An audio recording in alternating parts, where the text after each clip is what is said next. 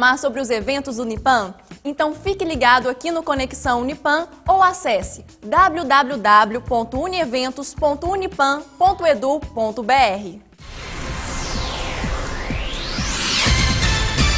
De 20 a 22 de abril, acontece no ginásio do Unipan a 4ª Copa Unipan de basquete sobre rodas. Dia 31 de março, os alunos do 5º período do curso de Publicidade e Propaganda promovem mais uma edição do projeto A Hora do Planeta, das 19h30 às 22 horas, no Galpão do Produtor Rural. Dia 31 de março também acontece às 19 horas no Teatro Municipal Leão de Formosa a solenidade de recomeço do projeto Andarilho de Tupã.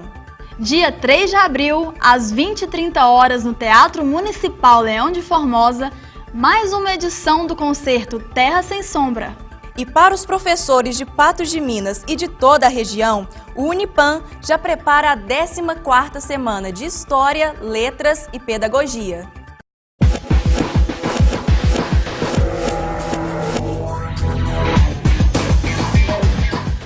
E hoje, no quadro Comportamento, o professor Henrique Miranda irá abordar o tema sexualidade. Olá, que bom estar com vocês novamente aqui no nosso Conexão Unipan, no quadro Comportamento. Hoje me pediram para falar sobre a sexualidade.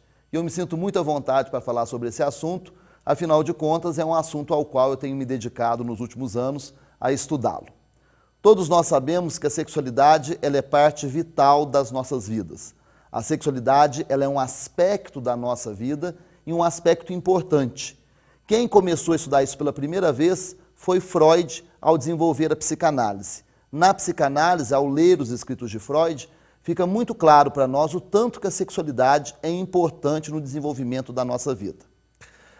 Infelizmente, durante muitos anos, a discussão sobre a sexualidade esteve voltada apenas para o aspecto reprodutivo. E isso empobrece muito a sexualidade. A sexualidade, no aspecto reprodutivo apenas, ela é muito animalesca, né? Nós, humanos, não nos diferenciamos muito dos demais animais nesse aspecto. Agora, a sexualidade vista como expressão de você, expressão do seu carinho pelo outro, expressão dos seus sentimentos, ela sim transcende, vai além da questão biológica da sexualidade, e aí sim ela se configura como a sexualidade humana. Sem contar que a sexualidade humana também está relacionada ao prazer. É uma fonte de prazer e de realização para nós humanos. A sexualidade ela é um tema tão importante e é um aspecto tão fundamental das nossas vidas que ela foi incluída, inclusive, nos currículos escolares. Hoje, as crianças, desde cedo, já começam a trabalhar questões referentes à sexualidade. Por isso, muito cuidado. Essa história de contar para as crianças que elas vieram de cegonhas ou que elas nasceram em pés de repolho, isso hoje não cola muito. A criança já tem uma certa noção de que ela nasceu da junção carnal de dois seres. Quando a gente fala de sexualidade, é muito importante nós distinguirmos 3 aspectos da sexualidade humana, que são o sexo, o gênero e a orientação sexual, que não são a mesma coisa e necessariamente não se correspondem. O sexo, ele é definido geneticamente, né? O sexo, você tem o sexo é macho ou fêmea. Se nasce com ovário, é fêmea. Se nasce com testículo, é macho. Se nasce com os dois, é hermafrodita. Isso é sexo, é definido biológica, geneticamente, ok? Você tem depois um outro aspecto da sexualidade, que é o gênero. O gênero é definido culturalmente. Você tem o gênero masculino e feminino, que são aqueles papéis que você desenvolve na sociedade a partir da sua sexualidade.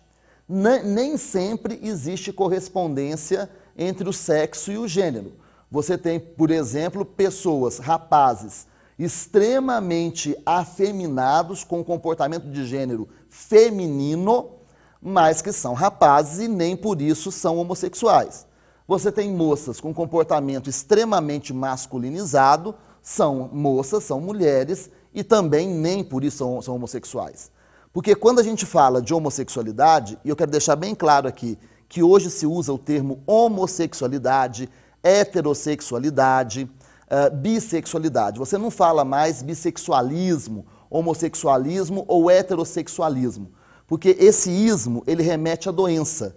E desde a década de 1975, a homossexualidade, a bissexualidade foram retiradas do CID, que é o Código Internacional de Doenças. Bom, aí o que acontece? Você tem a orientação sexual, que pode ser heterossexual, homossexual ou bissexual. Só relembrando, homossexual, atração pelo mesmo sexo, heterossexual, atração pelo sexo oposto e bissexual, atração por ambos os sexos. As pesquisas mais recentes parecem demonstrar, porque em ciência as coisas são transitórias, as pesquisas atuais parecem demonstrar que a orientação sexual também é definida geneticamente, mas parecem demonstrar. Eu estou falando que parecem e estou falando com muito cuidado, por quê? Porque o desenvolvimento da sexualidade, ele é extremamente pessoal. Em algumas coisas coincide, sim, mas ele é pessoal. Cada pessoa é um universo. Esses universos, que somos nós as pessoas, eles possuem coincidências, mas eles também possuem discrepâncias enormes. Cada pessoa, no exercício e no desenvolvimento da sua sexualidade, passa por um processo diferenciado. O que vale a pena a gente lembrar, e é importante, é que a sexualidade se desenvolve ao longo da nossa vida, do momento em que nós somos concebidos até o momento em que morremos. Bom, depois que morremos já é uma discussão que cabe à religião e não a nós aqui. Mas durante toda a sua vida, a sua sexualidade ela é construída. As experiências, as emoções, tudo aquilo que você vive durante a sua vida contribui para a construção da sua sexualidade. O importante é nós entendermos que a sexualidade para o ser humano é uma fonte de prazer, é uma fonte de realização e tem que ser vivida de maneira plena. É isso daí. Espero ter ajudado vocês nesse programa de hoje e conto com a participação de todos no próximo encontro. Um forte abraço e até lá.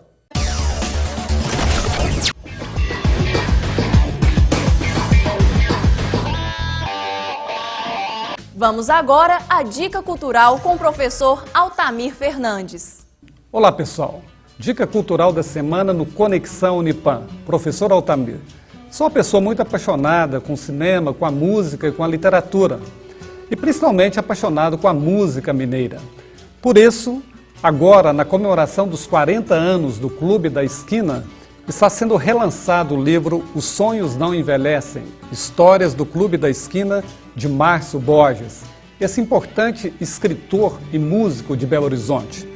Dentre as várias histórias que são contadas aqui nesse livro, está a história do grande compositor Milton Nascimento, mais conhecido como Bituca.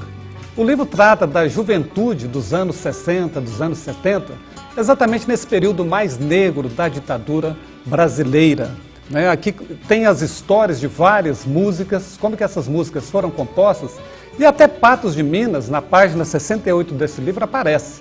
Quando um músico de Belo Horizonte, do Clube da Esquina, esteve num parque de exposições, quando da eleição de uma rainha nacional do milho. Então, vale a pena conferir Clube da Esquina, de Márcio Borges. Nas entrelinhas deste livro, Os Sonhos Não Envelhecem, Histórias do Clube da Esquina, o autor Márcio Borges conta com extrema habilidade a história do movimento cultural de jovens mineiros que correu o mundo. Uma história da juventude brasileira tolhida pelo regime militar, mas que não deixou de sonhar. É muito prazeroso acompanhar as histórias da composição de músicas importantes como Travessia, Paulo e Bebeto, Clube da Esquina, dentre outras. O livro descreve ainda o processo criativo que envolveu Milton, Márcio, Lô Borges, Beto Guedes, Wagner Tiso, dentre outros. É uma obra comovente, sensível, capaz de fazer vibrar e chorar. É um livro extraordinário, misto de romance de geração e memórias de um Brasil conturbado e trágico, mas culturalmente muito rico. O que foi o Clube da Esquina? A capital mineira, Belo Horizonte, durante as décadas de 1960 e 70, foi o cenário ideal para o encontro entre os personagens que viriam fazer parte do Clube da Esquina e para a criação de uma nova musicalidade que carrega a densidade barroca, que flerta com jazz, que namora a batida harmoniosa do violão da bossa nova, que acompanha o batuque rimado do congado e se deixa levar pelas guitarras do rock progressivo. O Clube da Esquina foi liderado pela voz de Milton Nascimento. Esquina como a do cruzamento entre as ruas de Divinópolis e Paraisópolis, no bairro Santa Teresa. Esse bairro onde morava a família Borges e que abrigou grande parte das reuniões entre os membros e demais convidados do Clube da Esquina. Este livro de Márcio Borges é para quem gosta de música, para quem gosta de história, para quem gosta de sonhar. Neste mês de março de 2012, nós estamos comemorando também os 40 anos do lançamento do famoso LP Clube da Esquina, de autoria de Milton Nascimento e Lô Borges, que na época tinha apenas 17 anos. Esse álbum é um divisor de águas na história da MPB no Brasil. Este álbum possui 21 faixas de músicas extremamente importantes e nós iremos ouvir agora um fragmento de uma bela canção que é para Lennon e McCartney. Que vocês não sabem do lixo ocidental, não precisam mais temer, não precisam da solidão, todo dia é dia de viver, porque você não verá meu lado ocidental, não precisa medo. Pessoal, espero que vocês tenham gostado dessas duas dicas culturais. Procure ler o livro do Márcio Borges, Os Sonhos Não Envelhecem, e procure também ouvir este álbum com 21 canções importantes e marcantes na história da música popular brasileira. Até a próxima!